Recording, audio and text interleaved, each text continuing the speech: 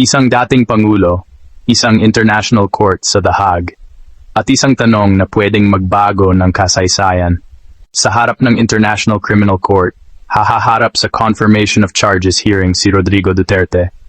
Pero ano ba talaga ang ibig sabihin nito? Simula na ba ito ng trial? May jurisdiction pa ba ang ICC kahit umalis na ang Pilipinas? At gaano nga ba kalakas ang ebidensya laban sa kanya? Sa video na ito, hindi tayo mag-opinyon, susuriin natin ang proseso, step by step, batay sa batas, batay sa ebidensya, manatili hanggang dulo, dahil ang confirmation stage na ito ang magtatakda kung tuloy ang laban. O dito pa lang, matatapos na. This is presented to you by Education 4708. Just proceed to view the full content. Magandang araw mga ka-edocs, at welcome pong muli sa ating channel. Sa mga hindi pa nakapag-subscribe sa channel ko, mag-subscribe na kayo para lagi kayong updated sa ating mga talakayan araw-araw. Kaya tara na. Kung pag-usapan ang posibleng preparasyon ng depensa ni Rodrigo Duterte, narito ang karaniwang estratehiya sa ganitong yugto ng ICC proceedings. 1. Jurisdiction Challenge Diksyon ng ICC. Isa ito sa pinakaunang inaasahang galaw ng depensa. Igit na walang jurisdiksyon ang ICC dahil umalis na ang Pilipinas sa Rome Statute. Ang saklaw ng panahon, temporal jurisdiction, kung sakop ba ng ICC ang mga alagadong krimen. Banggitin ang prinsipyo ng complementarity na ang mga korte sa Pilipinas ang dapat unang umaksyon. Ang batayan dito ay ang Rome Statute na nagsasaad na papasok lang ang ICC kung hindi kayang o hindi gustong mag-imbestiga ang isang bansa. 2. Pag-atake sa ebidensya ng prosecution. Sa confirmation of charges, hindi pa final conviction ang usapan, kaya maaaring i-question ang kredibilidad ng mga testigo. Sabihing kulang ang direct evidence na nag-uugnay kay Duterte sa mga umano'y extrajudicial killings. Igit na walang command responsibility na mapapatunayan. Maaring sabihin ng depensa na walang malinaw na utos, direct order, walang patunay na may kontrol o kaalaman siya sa bawat insidente. Political motivation argument. Maaring ihain ng depensa na politically motivated ang kaso. Nakabatay lamang sa testimonya ng mga kalaban o kritiko. Bagamat legal ang proseso sa ICC, madalas itong bahagi ng public narrative ng depensa. Due process at human rights concerns. Posibleng igit na may paglabag sa karapatan ng akusado. May procedural defect sa investigasyon. Sa confirmation stage, pwedeng mag-file ng motions para iyang ilang ebidensya. I-delay ang proceedings kung may legal issue. Command responsibility defense. Kung ang kaso ay nakaangkla sa crimes against humanity sa ilalim ng war on drugs, maaring sabihin ng depensa na walang policy na pumatay. Law enforcement operations ang mga insidente.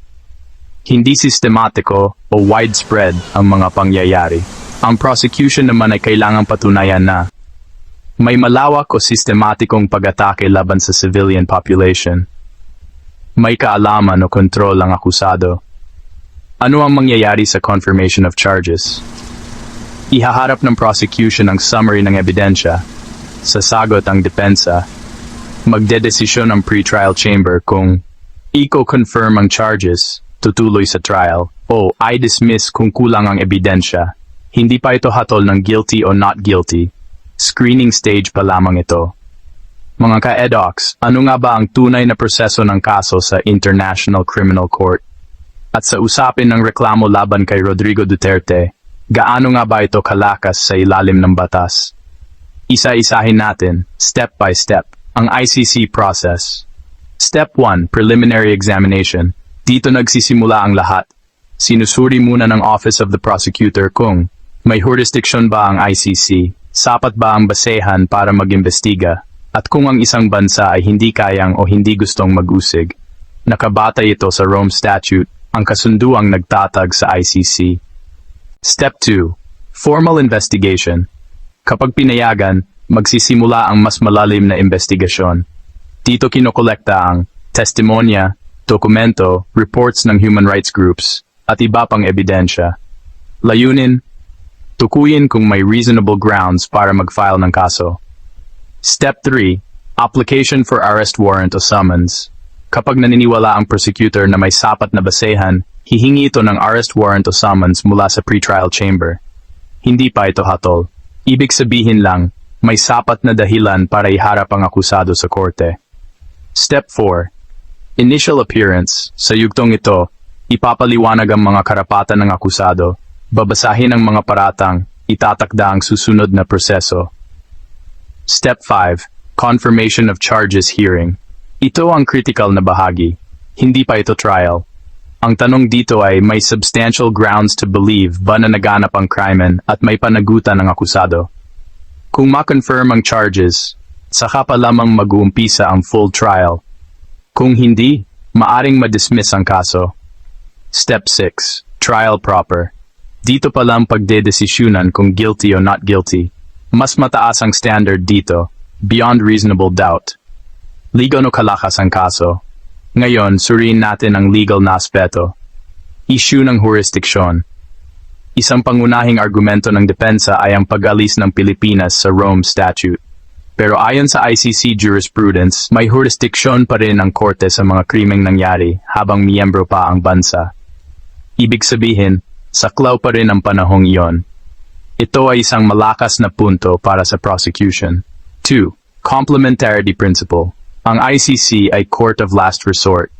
Kung may tunay at seryosong investigasyon sa loob ng bansa, maaring hindi makialam ang ICC.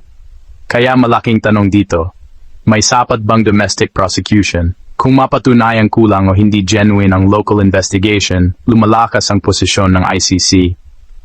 Crimes against humanity standard. Hindi sapat ang isolated incidents.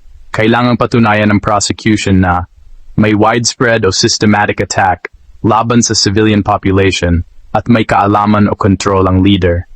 Dito pumapasok ang konsepto ng command responsibility.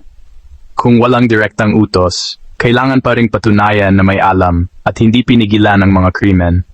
Ito ang pinakakomplikadong bahagi ng kaso.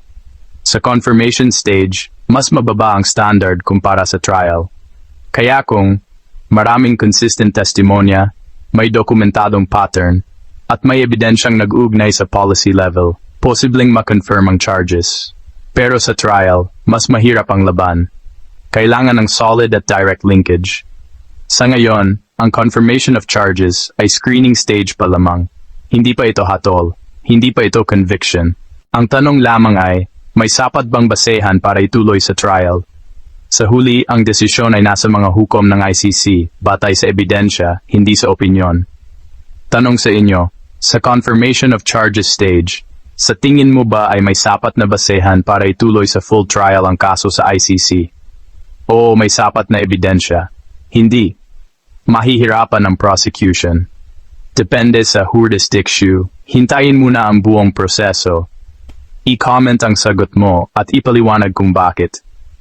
Gawing legal ang diskusyon, iwasan ang personal attacks. Ipahayag ang iyong saloobin sa comments at huwag kalimutang mag-like, mag-subscribe at mag-share nito sa iyong mga kaibigan. At ito ang EdOxDC na nagsasabing sa bawat panahon at pagkakataon sa katotohanan dapat nakatuon. Hanggang sa muli, paalam. Disclaimer. Ang video na ito ay para sa informational at editorial purposes lamang. Lahat ng impormasyon ay based sa opisyal na dokumento ng ICC at mga pampublikong ulat. Ang mga pinangalanang individual ay itinuturing na inosente hanggat hindi napapatunayang nagkasala sa korte. Ang opinyon na ibinabahagi sa video ay base sa mga pampublikong impormasyon available online at hindi legal advice.